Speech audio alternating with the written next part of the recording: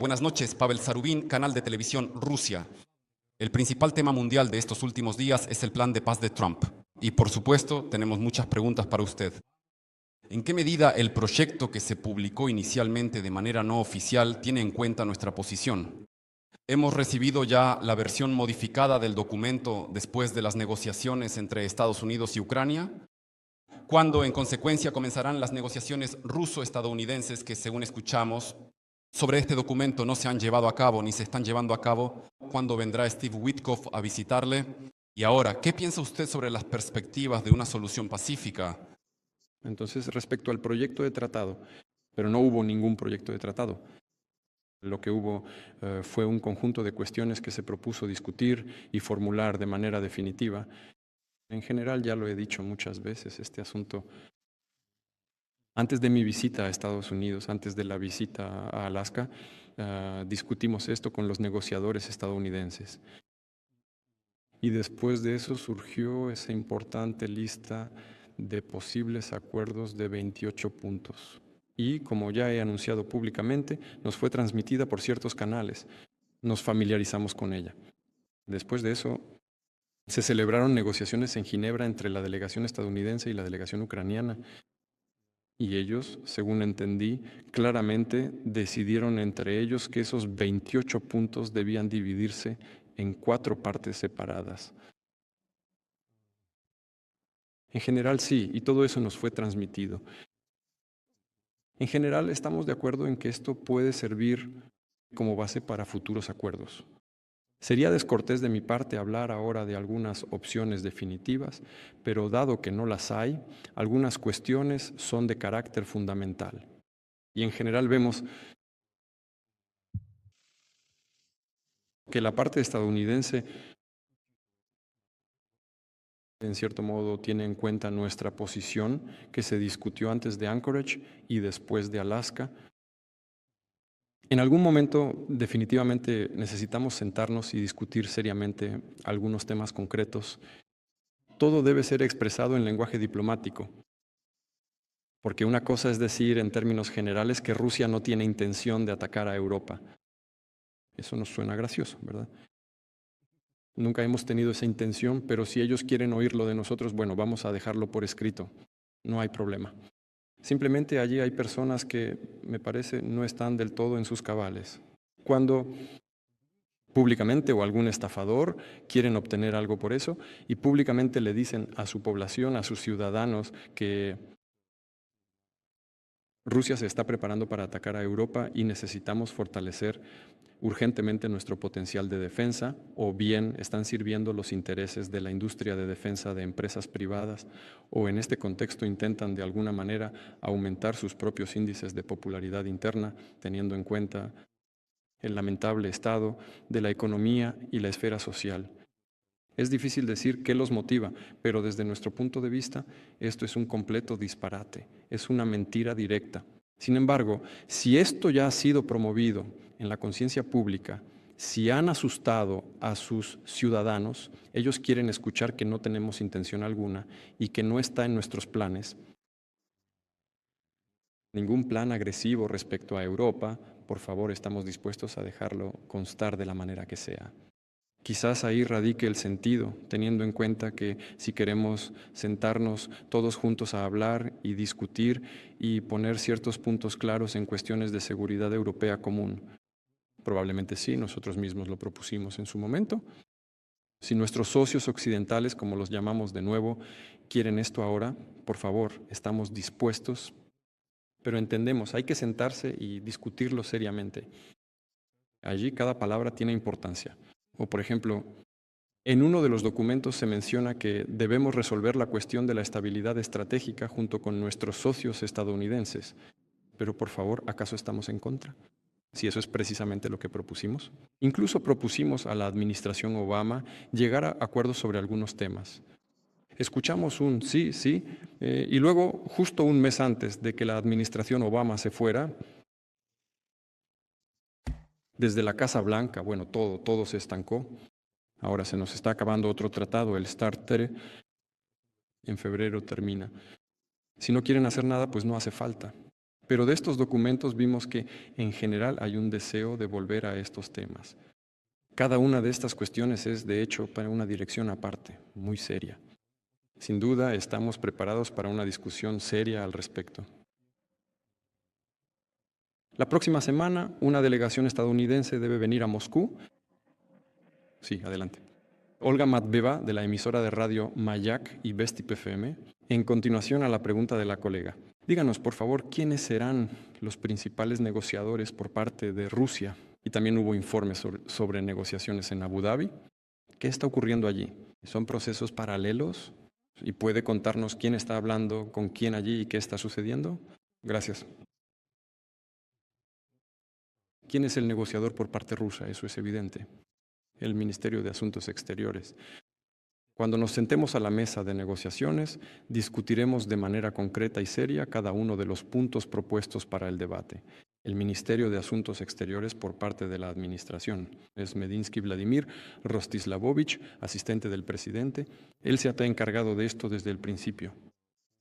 Bueno, pues en cuanto a para los asuntos actuales, para organizar este trabajo, también he incluido a un asistente mío en el proceso. Yuri Viktorovich Ushakov se encarga de las relaciones con los colegas estadounidenses, pero él solo no puede hacerlo todo. Esto debe hacerlo el Ministerio de Asuntos Exteriores, aunque en parte también la administración del presidente, ya que hay un conjunto muy grande y complejo de cuestiones que deben discutirse, fijarse y redactarse correctamente. Hay que poner los puntos sobre las íes. Por eso, así es como se hace. No creo que se haga de otra manera y nunca se ha hecho de otra forma. En cuanto a Abu Dhabi, sí, escuché cierto revuelo informativo sobre este tema, pero allí no ocurrió nada inusual ni tampoco nada secreto. Nuestros servicios especiales, tanto rusos como ucranianos, siempre han estado en contacto entre sí, incluso en los tiempos más difíciles, y ahora también lo están. ¿A qué se dedican? A resolver una serie de cuestiones humanitarias. Ante todo, esto está relacionado con el intercambio de prisioneros de guerra y la plataforma de Abu Dhabi se utiliza activamente para esto. Estamos muy agradecidos al presidente de los Emiratos Árabes Unidos por las oportunidades que nos brinda. Gracias a sus esfuerzos, muchos cientos de nuestros muchachos, nuestros héroes, han regresado a casa. Así, por iniciativa de la parte ucraniana, se programó y se llevó a cabo otra reunión de este tipo en Abu Dhabi. Por nuestra parte, asistió a ella uno de los dirigentes del FSB de Rusia. Pues bien, a esa reunión también asistió un representante de la administración de Estados Unidos. Para nosotros esto fue algo inesperado, pero nunca rechazamos el contacto. Entró en contacto con el representante de Rusia y planteó la cuestión de que tal vez no valía la pena esperar hasta la próxima semana para continuar los contactos, sino que se podría celebrar una reunión en Moscú ya esta semana.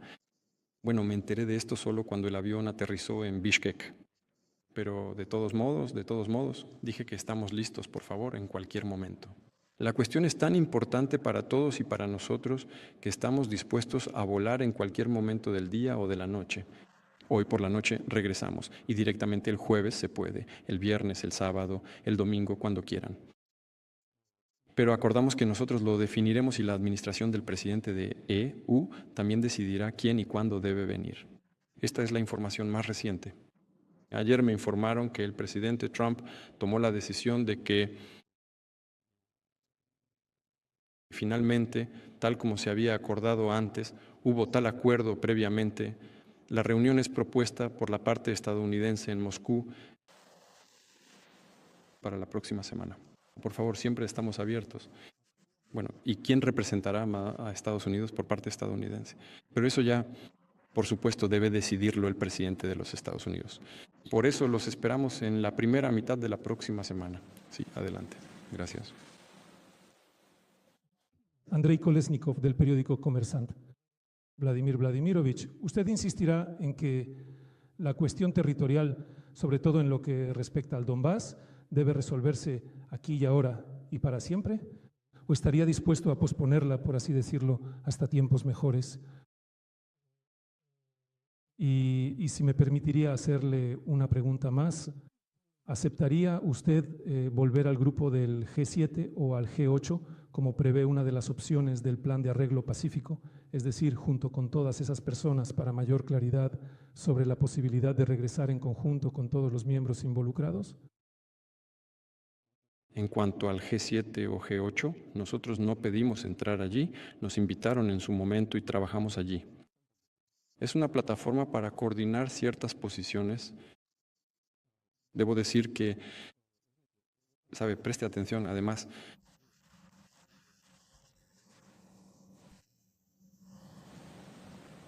antes de que comenzaran los trágicos acontecimientos en la dirección ucraniana, yo dejé de ir.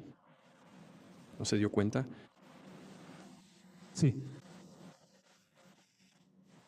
Por eso, cuando comenzaron los acontecimientos en Ucrania, dijeron, bueno, ya no los esperamos allí. Y bueno, gracias a Dios.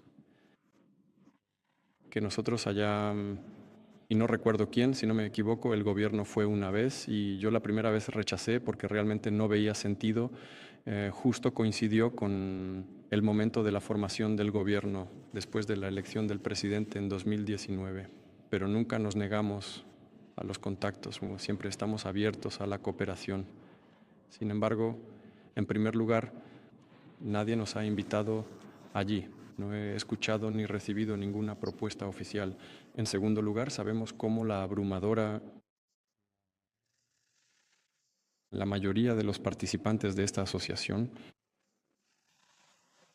la llamada Gran 7, como ya he dicho alguna vez, no entiendo muy bien por qué la llaman Gran. Por número, por territorio, por población y por su aporte al PIB mundial, cada vez son menos y menos relevantes. Pero no importa, siguen siendo socios importantes para nosotros. En la situación actual, no me imagino muy bien cómo vamos a interactuar directamente con ellos. Ustedes mismos lo pueden imaginar. Llegamos, decimos hola, ¿y qué hacemos? ¿Nos quedamos mirando con el ceño fruncido o qué? Por eso creo que esto debería llevar a algún tipo de normalización, tal vez.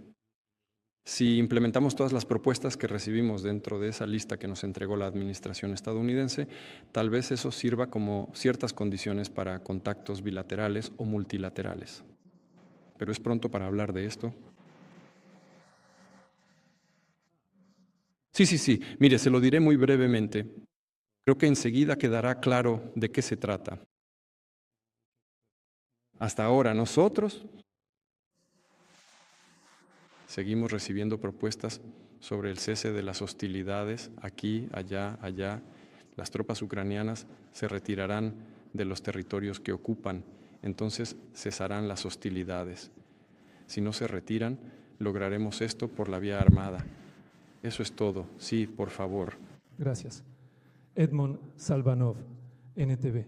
Una pregunta sobre la operación militar especial. Vladimir Vladimirovich, ¿sigue la dinámica positiva?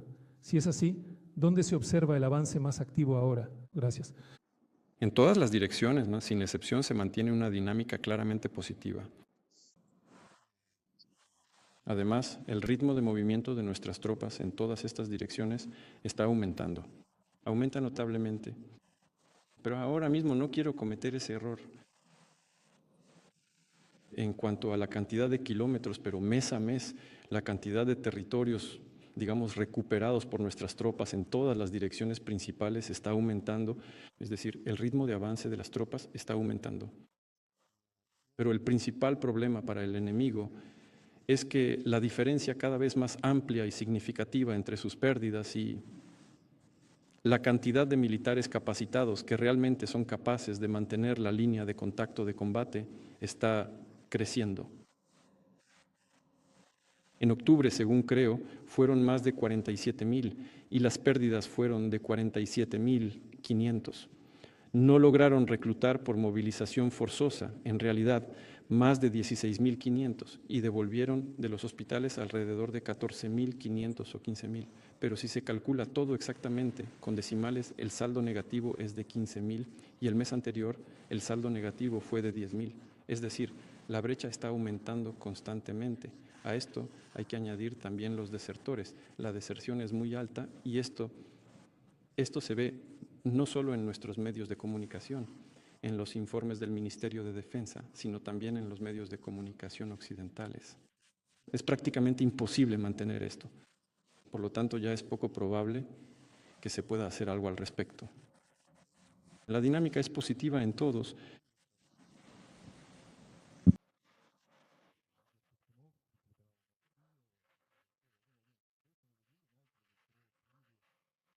¿Qué piensa usted sobre las conversaciones telefónicas de Yuri Ushakov, Steve Witkoff y Kirill Dmitriev? En Occidente, esto es ahora un escándalo que está cobrando mucha fuerza, especialmente en muchos medios occidentales. Y ahora mismo hay un verdadero ataque contra Witkoff. ¿Qué opina usted al respecto? Gracias. Sabe, en cuanto a estas filtraciones, podrían ser falsificaciones o quizás realmente conversaciones escuchadas. En realidad, es un delito penal escuchar conversaciones ajenas. En cualquier caso, a nosotros no se nos puede escuchar. Luego algunos, como bromean aquí, pusieron a espiar, pero ellos escuchan conversaciones, que se ocupen de sus propios asuntos. Pero incluso para espiar hay que saber hacerlo. Ahora le explico a qué me refiero. Mire, no conozco la esencia de estas escuchas, la esencia de estas filtraciones, pero usted entiende, lo ve, ¿verdad? Nosotros nos levantamos por la mañana, aquí es de mañana, sí. Por la tarde vine a verlos justo después de terminar todos los eventos.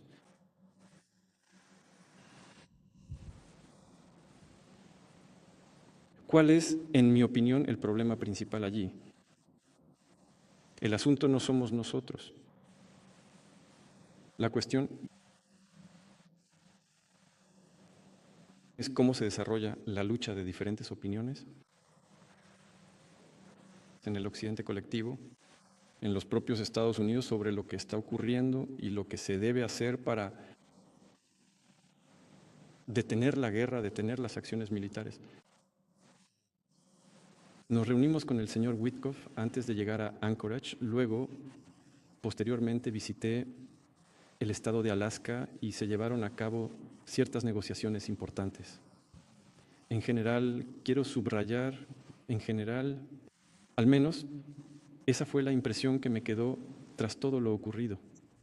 Teníamos un entendimiento claro y mutuo de dónde estábamos, de cuál era nuestra posición y qué habría que hacer exactamente para detener estas acciones militares que estaban en curso. Luego nos separamos, ya que tanto mi colega, el presidente Trump, como yo dijimos que necesitábamos regresar a nuestras capitales, reflexionar, consultar con nuestros equipos, con los ministerios, con los aliados. Y después de eso llegamos a un acuerdo, continuar adelante. Lavrov y Ruby se reunieron en Nueva York al margen de la Asamblea General. En términos generales, mantuvieron una conversación cordial, pero no surgió ninguna situación conflictiva entre Rusia y Estados Unidos sobre estos temas. Es decir, seguíamos en la plataforma de Anchorage y de repente Estados Unidos anuncia la imposición de sanciones contra 2 de nuestras compañías petroleras. ¿A qué se debe esto? Se lo digo sinceramente, con total honestidad y franqueza, ni siquiera entendí realmente qué está pasando en este momento, ni tengo una idea clara de la situación. Por esa razón, no hay ningún motivo válido ni justificación para acusar al señor Witkoff de ser excesivamente amable, cortés o considerado con sus colegas rusos en este contexto. Simplemente no hay base para tales acusaciones, ya que no comprendo lo que ocurre. Hablamos con él, nos reunimos, repito, en Alaska. Y entonces, boom, con plena salud a las nuevas relaciones que surgen, se imponen sanciones que destruyen nuestras relaciones, por supuesto. Y de hecho,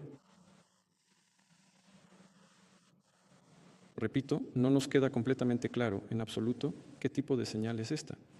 Esto es lo primero. Segundo,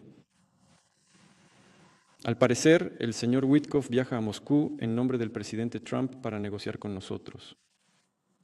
Pero sería probablemente sorprendente si en sus conversaciones con Ushakov nos hubiera insultado con palabras malsonantes. Es decir, dijo algo sumamente cortés y luego vino e intentó establecer relaciones con nosotros para mejorar su posición negociadora, pero eso es absurdo. Y ya ni siquiera menciono que, al parecer, el señor Witkoff, una persona culta, ya debe crear ciertas condiciones para la comunicación interpersonal, eso está claro.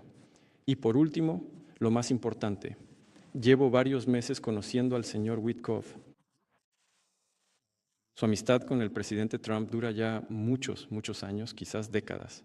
Es ciudadano estadounidense, defiende la posición de su presidente y de su país. Sí, tenemos un diálogo. No es sencillo. Sí, este diálogo lo llevamos a cabo sin insultarnos, sin escupirnos, como personas inteligentes. Pero cada uno defiende su posición. Y el señor Witkoff defiende la posición, repito, de los Estados Unidos y los intereses de los Estados Unidos, tal como él los ve. ¿Y cómo lo ven quienes lo delegan para negociar con Rusia?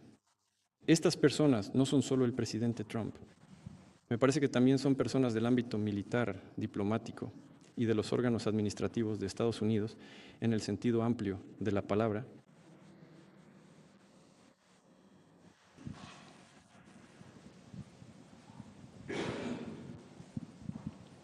El periódico Vedomosti. Ahora en Europa han vuelto a intensificarse las conversaciones sobre la confiscación de activos rusos. Quisiera preguntar cuál será la respuesta de Rusia ante esto. ¿Y está usted de acuerdo con lo que dijo Viktor Orbán, el primer ministro de Hungría, sobre la confiscación que podría dar lugar a batallas legales, a múltiples demandas y el colapso del euro? Bien. Hungría es miembro de la UE y, por lo tanto, el primer ministro de un país de la UE tiene una mejor comprensión de cómo esto podría afectar a la moneda europea. Está claro que esto tendrá consecuencias negativas para el sistema financiero mundial, porque la confianza en la eurozona caerá drásticamente, disminuirá bruscamente. Y en el contexto de las dificultades económicas, donde la locomotora de la economía europea, la economía alemana, lleva ya 3 años en recesión, esto, por supuesto, será, me parece, una prueba difícil. El gobierno de la Federación de Rusia, por mi encargo, está elaborando un paquete de medidas de respuesta en caso de que esto ocurra. Y está claro para todos, todos lo dicen abiertamente, dicen directamente que esto sería un robo de propiedad ajena. En este sentido, por supuesto, me surge una pregunta. ¿Quién le da lecciones a quién? ¿Acaso es la élite corrupta de Ucrania que roba el dinero de sus propios contribuyentes y de los contribuyentes de los patrocinadores occidentales? Simplemente ahora sabemos bien sobre el escándalo de corrupción en Kiev. ¿O acaso están aprendiendo esto de los europeos?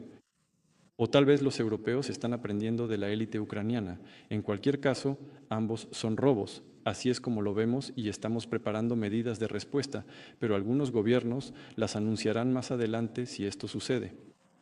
Vladimir Vladimirovich Anton Bernitsky, Canal 1. Después de que Donald Trump permitió a Estados Unidos probar armas nucleares, usted ordenó al Consejo de Seguridad que revisara la viabilidad de probar armas nucleares en Rusia. ¿Hay alguna decisión final todavía? Si es así, ¿cuál? Si no está ahí, puede que esté ahí. Y instruyó recopilar información adicional sobre las acciones del lado estadounidense, analizarla y enviarme una propuesta sobre lo que debemos hacer en esta situación. Pero una de las propuestas que recibimos fue trabajar juntos en este tema. Esto es lo que nos parece según lo que vemos. Y estamos dispuestos a considerar, junto con la administración estadounidense, todas las cuestiones relacionadas con la estabilidad estratégica. En las negociaciones en Moscú, con Estados Unidos. Si surge este tema, o incluso si no surge, por supuesto, plantearemos esta cuestión, porque, bueno, evidentemente esto es comprensible tanto para Estados Unidos como para nosotros. La preparación para pruebas reales de armas nucleares requiere tiempo y, por supuesto, no podemos encontrarnos en una situación en la que Estados Unidos ya haya realizado estas pruebas y nosotros aún necesitemos 1 año y medio para prepararnos. Bueno, naturalmente debemos pensar en ello. No fuimos nosotros quienes hablamos de esto, pero debemos estar preparados para cualquier desarrollo de los acontecimientos y les aseguro que estaremos preparados. Se propone completarlo ya. ¿Poder? Concluyamos. Sí, por favor. Alexander Vladimirovich, Alexander Yunishev, en vivo. Ahora bien, el ministro Sergei Lavrov no está con ustedes en este viaje. ¿Me extrañaste? Un poco. Aunque no está de vacaciones, hace 2 semanas que no aparece en tus visitas internacionales. Los medios dicen que cayó en desgracia por una conversación fallida con Rubio. ¿Qué puede decir al respecto? Sí, eso es una tontería. No ha caído en desgracia en absoluto. Él tiene su propio horario de trabajo. Me informó, me dijo en qué estaría trabajando y cuándo lo haría. se está preparando para una reunión con los socios estadounidenses. Adelante, por favor, continúa. No dudes en seguir adelante. Reuniones rápidas y urgentes, insistiendo en ellas como si estuvieran presionando a Rusia, especialmente a usted. Es comprensible que todos quieran lograr la paz lo antes posible, pero parece que este tipo de cuestiones no admiten prisas. En su opinión, ¿no existe el riesgo de que, si el acuerdo se hace de manera apresurada y superficial, surja la tentación posteriormente? Interpretarlo de manera bastante libre. Y usted acaba de decir que allí cada palabra requiere discusión. ¿Cuánto tiempo tomará todo esto en general?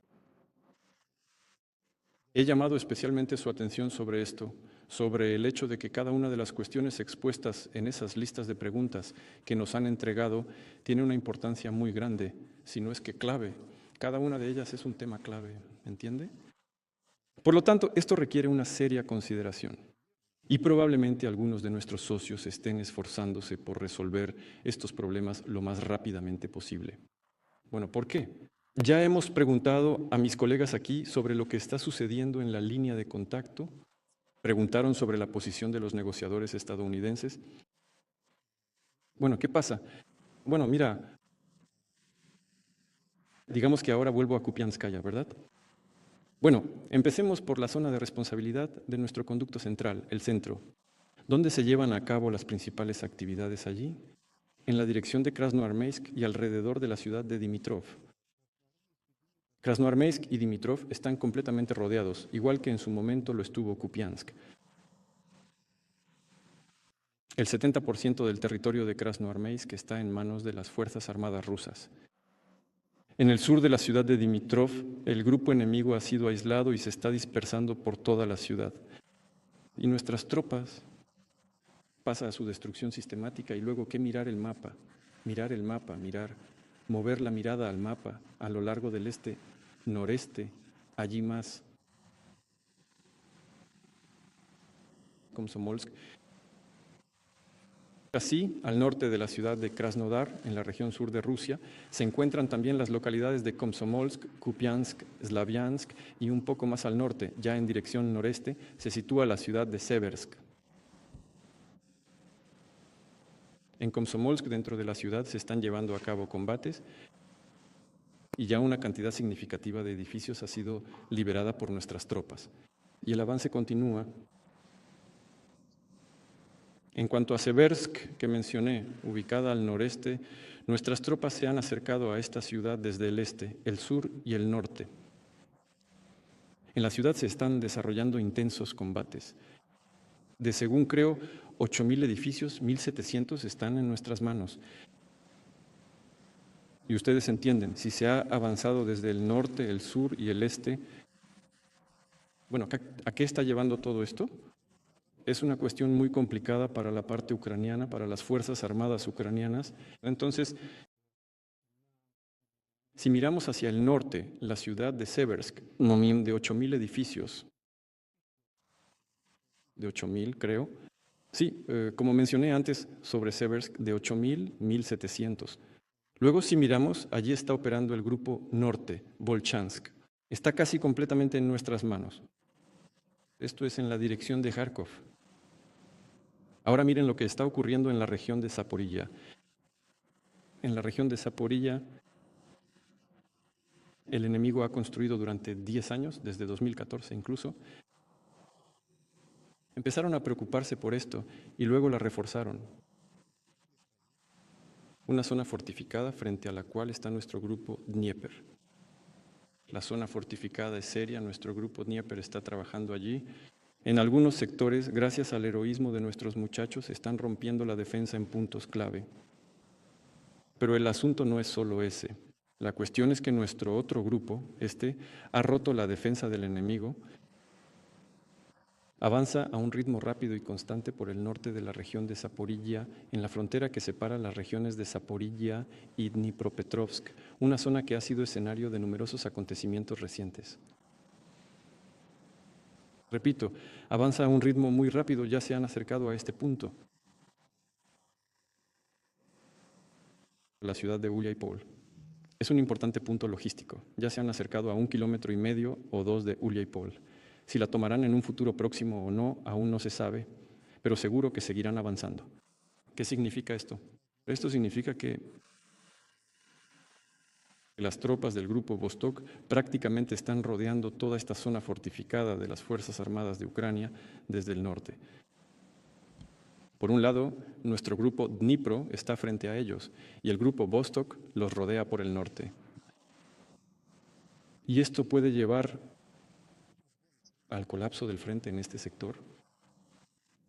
Y aquí es donde radica la diferencia entre aquellos en Occidente que quieren lograr la paz lo antes posible, incluso a costa de ciertas concesiones mutuas, incluidas por parte de Ucrania, porque si todo lo que ocurrió en Kupiansk empieza a suceder también en los sectores que acabo de mencionar, el colapso del frente será inevitable. A algunos les gustaría creer que ese mismo Kupiansk, el 4 de noviembre, recuerdo,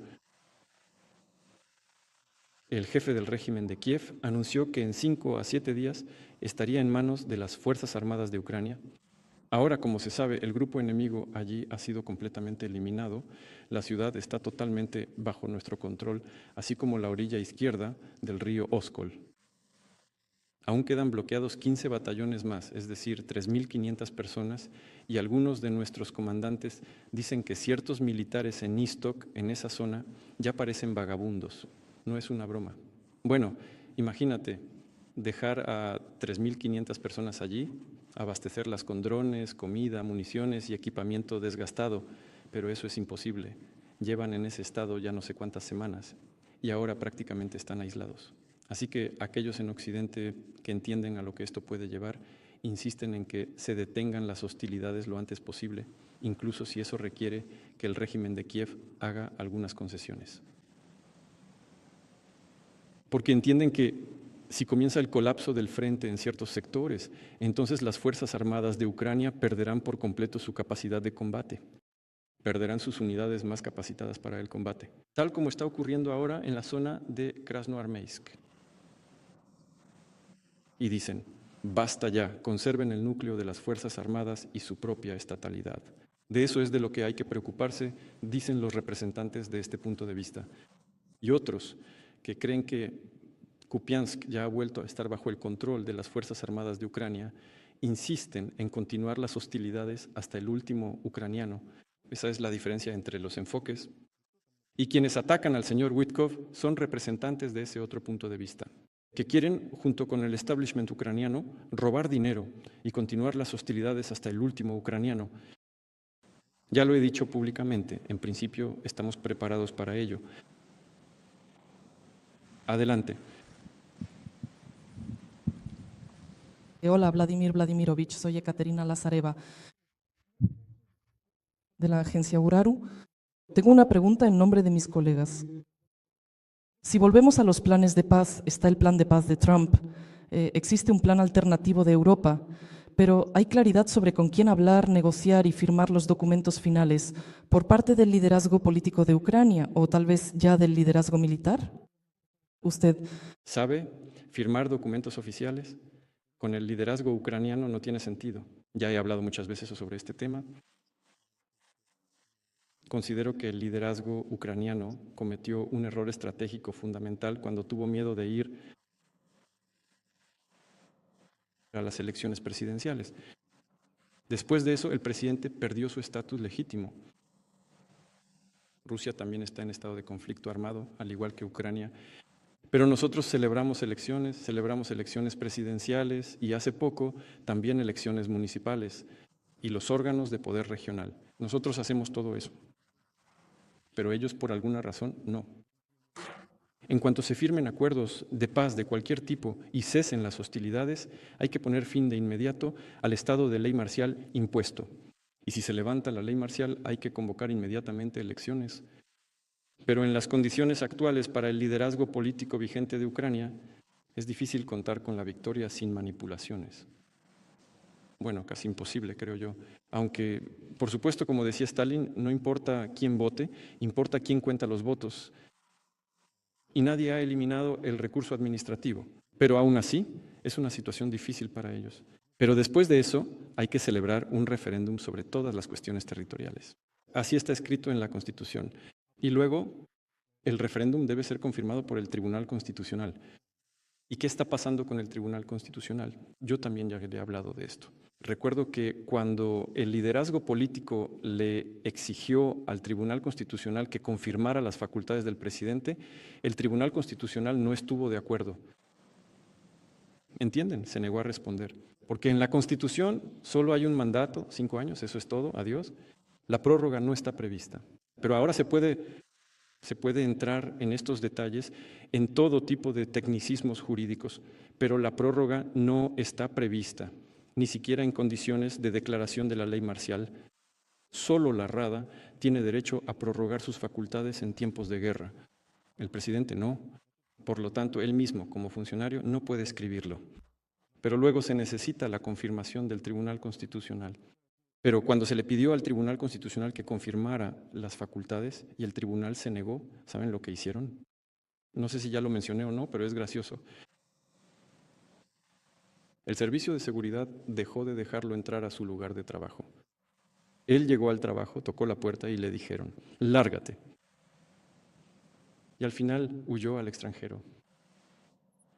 El Tribunal Constitucional no funciona. El presidente del Tribunal Supremo está en la cárcel por corrupción. Los que se dedican a la corrupción, los principales corruptos, son el presidente del Tribunal Supremo. Metieron en la cárcel por corrupción, es decir, durante ese tiempo expiraron las facultades de los miembros del Tribunal Constitucional, hay que elegir nuevos miembros del Tribunal Constitucional y eso es todo un procedimiento, ¿entienden? Así que en cuanto se levante la ley marcial, elecciones presidenciales, referéndum, hay que celebrarlo, formar un nuevo Tribunal Constitucional, hay que empezar y terminar eso, pero nunca se termina. Por eso, en realidad, claro que queremos llegar a un acuerdo con Ucrania al final, pero ahora mismo eso es prácticamente imposible jurídicamente. De su parte, quien pueda y quien quiera, que negocie. Necesitamos que nuestras decisiones sean reconocidas internacionalmente por los principales actores internacionales. Eso es todo. Y eso es importante. Porque una cosa es que las decisiones sean reconocidas y, por ejemplo, que ciertos territorios estén bajo soberanía rusa y en caso de la violación del acuerdo será considerada un ataque a la Federación Rusa con todas las medidas de respuesta correspondientes por parte de Rusia. O será percibido como un intento de devolver a Ucrania un territorio que le pertenece legítimamente. Son cosas diferentes. Por eso, por supuesto, necesitamos reconocimiento, pero no de Ucrania hoy. Espero que en el futuro podamos llegar a un acuerdo también con Ucrania. Allí hay gente sana. Personas que desean construir relaciones con Rusia en una perspectiva histórica a largo plazo. La verdad es que bastante. Necesitamos terminar para poder avanzar. Concluyamos.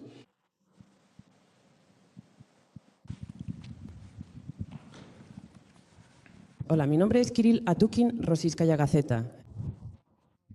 Por favor, dígame, los medios de comunicación húngaros escribieron que Viktor Orbán, el primer ministro húngaro, volará mañana a Moscú para reunirse con usted. ¿Podría usted confirmar que dicha reunión tendrá lugar y cuál es el objetivo de su visita? Gracias. Nosotros tenemos contactos con la parte húngara respecto a una posible reunión nuestra.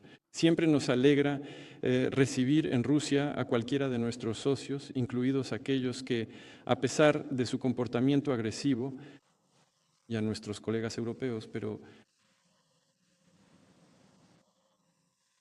más aún a Viktor Orbán, conocemos su postura. Él es, en mi opinión, bastante objetivo. Él pertenece precisamente al grupo de personas que ven la realidad sobre el terreno y partiendo de esa realidad formulan su posición política. También tenemos cuestiones bilaterales. En el ámbito energético existe una cooperación muy importante y ya ni hablar de la central nuclear de Paks, donde hay cuestiones que requieren una discusión adicional, especialmente en lo que respecta al combustible para la central eléctrica, porque en Ucrania, por ejemplo, se utilizó combustible estadounidense, pero nosotros no estamos en contra. Simplemente allí los elementos combustibles fallaron. Las tuberías empezaron a doblarse. condujo a una situación de emergencia. Por lo tanto, todo aquí debe calcularse adecuadamente. Esta es una pregunta seria. Y hay muchas otras cuestiones de carácter bilateral. Y si el primer ministro Orbán está encantado de aceptar nuestra invitación, siempre nos alegra saber de él. Después del guión, vamos. Muchas gracias. En vista de... Creo que ya hicimos algunas preguntas. ¿No le da vergüenza? Permítame presentar a Valentín Alfimov, Komsomolskaya Pravda. Usted ya respondió a esta pregunta jurídica. Puertas. Sobre Crimea y Donbass, si en el plan de Trump no está escrito que de facto los reconocen supuestamente como nuestros, pero no de jure, ¿cómo es eso? Como abogados les pregunto, ¿cómo es eso de facto pero no de jure? Este debería ser el tema de nuestras negociaciones del lado estadounidense. Muchas gracias por llamar la atención sobre esto. Tiene razón, este es uno de los puntos clave. Muchas gracias. Total. Bien.